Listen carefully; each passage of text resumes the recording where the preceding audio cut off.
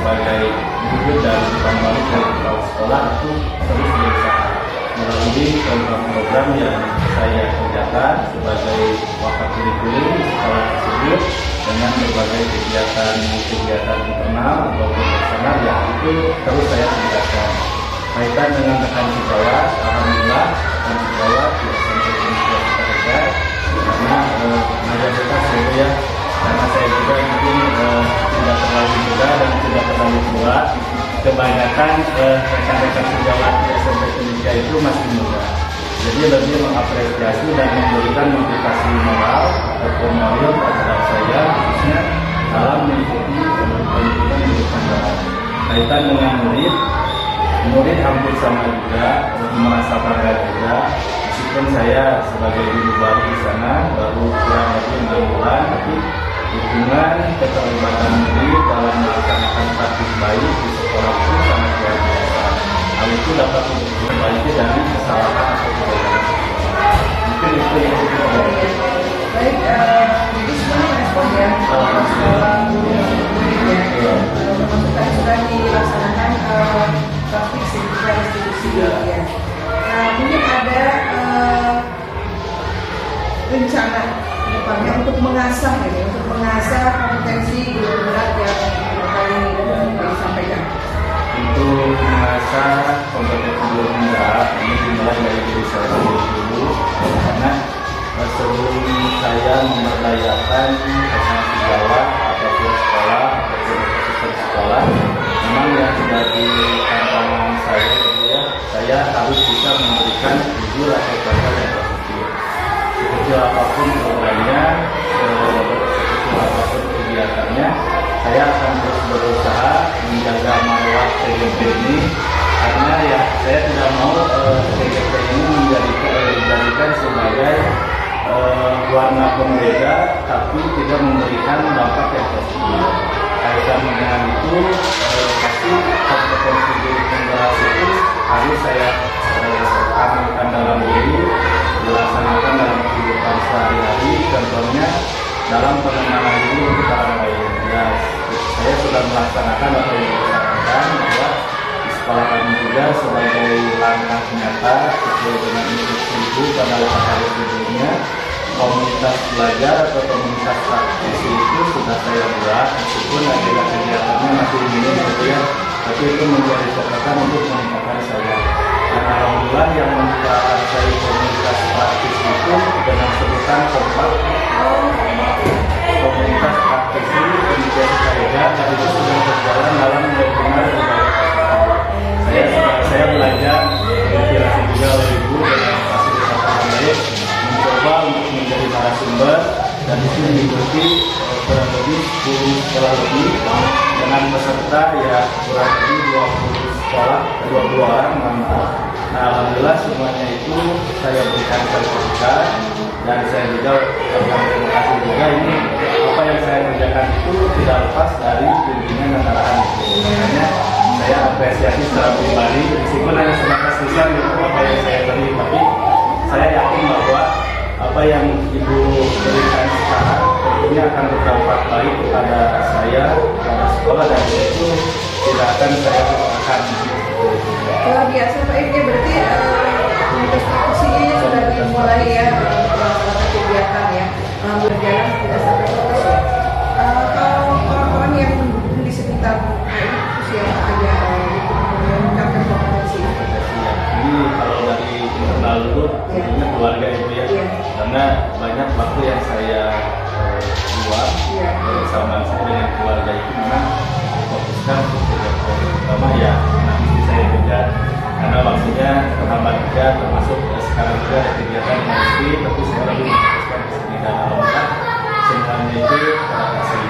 Kaitan dengan orang yang paling berjasa atau orang yang paling membantu terhadap kompetensi saya tidak menutup memungkiri bahwa peran itu juga sangat luar biasa.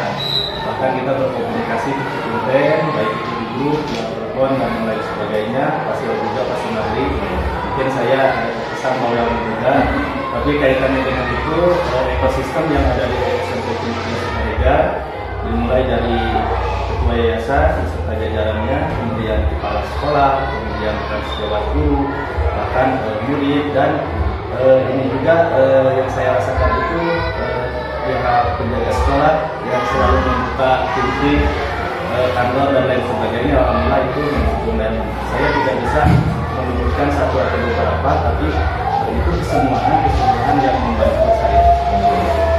Berarti semuanya mudah mendukung ya, baik, sehingga potensi guru penggerak bisa berkembang ya.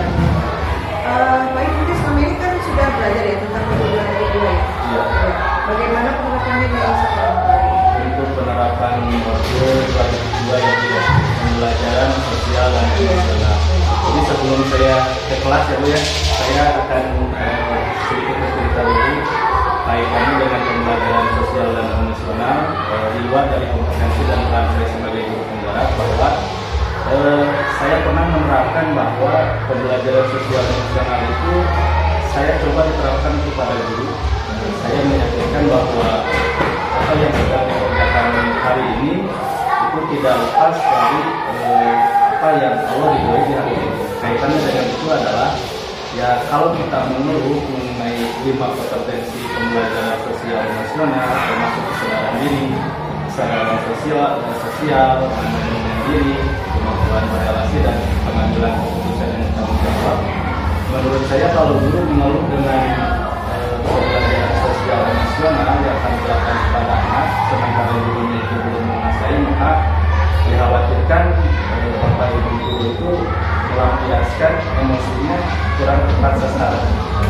Dan saya coba itu menerapkan kepada bapak ibu guru di dalam kelas melalui kompak itu dulu ya, meskipun secara instan, secara langsung tidak dilakukan secara khusus, tapi berbagai kesempatan sudah saya lakukan, tidak hanya di siswa saja, tapi di murid juga.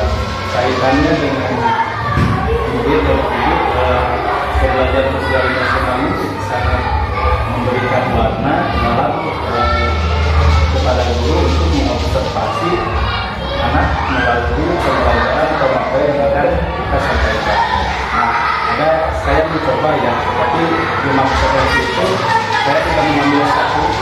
Mungkin ada beberapa 5 kompetensi sosial emosional yang saya terapkan, meskipun bobotnya itu tidak sama. Mungkin di permainan saya menerapkan kompetensi yang kesadaran diri untuk berkomunikasi dan lain-lain. Tapi ketika mengikuti pembelajaran yang lain ya, mungkin 5 kompetensi lain selain daripada yang tadi saya sebutkan itu bisa masuk.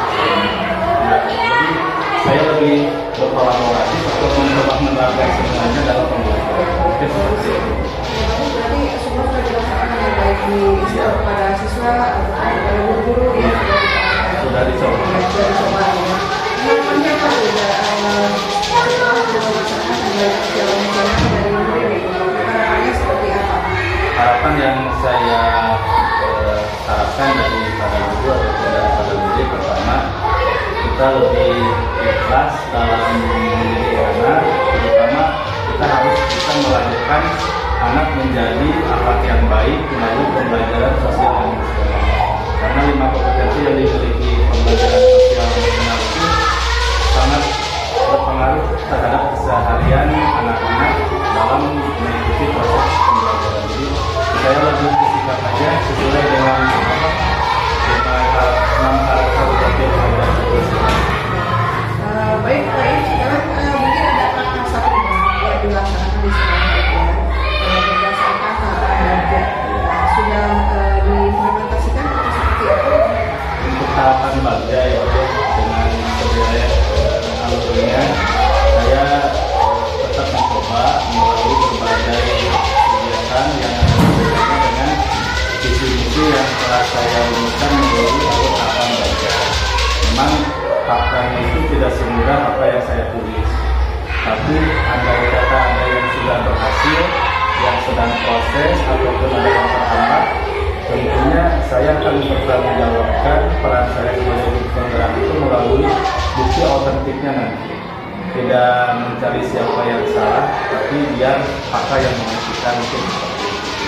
Secara spesifiknya kira-kira program apa yang diterapkan? Pertama kan melalui terwujudnya lulusnya peserta didik melalui pembelajaran sepanjang hayat. Tapi sepanjang hayat di sini memang bukan berarti kita belajar seumur hidup, memang harus. Tapi saya menggali berkualitas dan tentunya guru harus siap melaksanakan perubahan dalam diri di luar dari 4 kompetensi guru: pedagogi, sosial, kepribadian, dan yang lain-lain. Nah, kaitan dengan tugas guru salah satunya yaitu di dalam perencanaan ya, untuk membuat anak yang lulus, yang kualitas, yang terbaik, tentunya perencanaan harus dibuat secara matang. Selain daripada itu, memang ketika perencanaan sudah, kita sebagai guru melaksanakan dari perencanaan. Selain itu, kemudian kita menilai atau mengevaluasi, terakhir tindak lanjut. Nah, mungkin yang tahapnya yaitu forum besar. Mungkin maaf agak sedikit panjang. Baik, terima kasih Pak Ini. Kemudian kalau yang merasa menjadi sebuah tantangan tadi, apa dalam melaksanakan kegiatan ini? Ya, tantangan yang saya rasakan itu bahwa saya memang sedikit berhati-hati dalam membayarkan diri karena khawatirnya terjadi miskomunikasi. Maka dari itu kesadaran diri yang harus saya bangun pada diri itu memang harus bangunan dari diri sendiri. Kaitannya dengan saya sebagai guru baru, tiba-tiba masyarakat saya belajar visi misi, kompetensi dan peran bergerak. Tentunya tantangan saya itu berarti adaptasi saya itu harus patuh ke berbagai karakter guru, berbagai karakter ekosistem sekolah, termasuk yayasan, juga lebih tertantangannya lebih ke sosial, cara penyampaiannya melalui pendekatan belajar, kemudian visi misi, bahkan dan tentunya kompetensi dan peran bergerak. Ya, mungkin ada yang perlu diperbaiki dari cara menjadi supaya benar dilakukan. Memang yang harus diperbaiki itu pertama mungkin konseptual saya yang harus saya beli atau disempurnakan harus, karena pada saatnya saya tidak puas dengan apa yang saya tulis hari ini berdasarkan bimbingan dan arahan guru. Mungkin hari ini seperti ini, hari besok harus saya lebih mungkin konseptual pemikiran saya itu harus berubah sesuai dengan filosofi kehadiran juga ya Bu ya. Mungkin tapi ini konteksnya mungkin terlalu cepat gitu ya, pada alam dan hari ini dan hari esok tentunya akan berbeda, tapi satu tujuan untuk mencapai visi yang sama. Alhamdulillah ini atas wawancaranya hari ini ya, kita sudah berbincang-bincang tentang berbagai hal ya, mulai dari tentang feedback ya, kemudian pembelajaran sosial emosional ya, kemudian tentang juga mungkin ada hal yang menarik dari pertemuan kali hari ini. Banyak. Kira-kira apa yang bisa disampaikan? Pertama di pertemuan kali ini kita bisa bertatap muka, bukan bertatap muka, itu merupakan sesuatu yang menarik. Dan yang kedua, saya bisa mempercayakan kameramen ya. Dan yang ketiga ya memang ini memberikan dampak kolaboratif antara saya sesama TGP yang lain, termasuk ibu dalam pendampingan individu yang ketiga yang alhamdulillah terus memantau perkembangan dan kemajuan guru penggerak, yang tentunya insya Allah nanti ini akan berdampak luar biasa ketika terus didampingi oleh ibu. Makanya tadi di awal saya siapa yang paling berpengaruh ya, saya tidak akan mencari orang yang jauh, mungkin sosok ibu yang sangat luar biasa yang tidak akan saya lupakan arahan dan bimbingan ilmunya, termasuk Pak Sunardi juga yang memang belum hadir, nanti tinggal penting saja di itu. Nah, seperti itu. Iya. Baik, luar biasa Pak Iip atas wawancaranya hari ini. Sudah ada masukan-masukan ya, dan hal perbaikan mungkin untuk kedepannya. Terima kasih sekali lagi.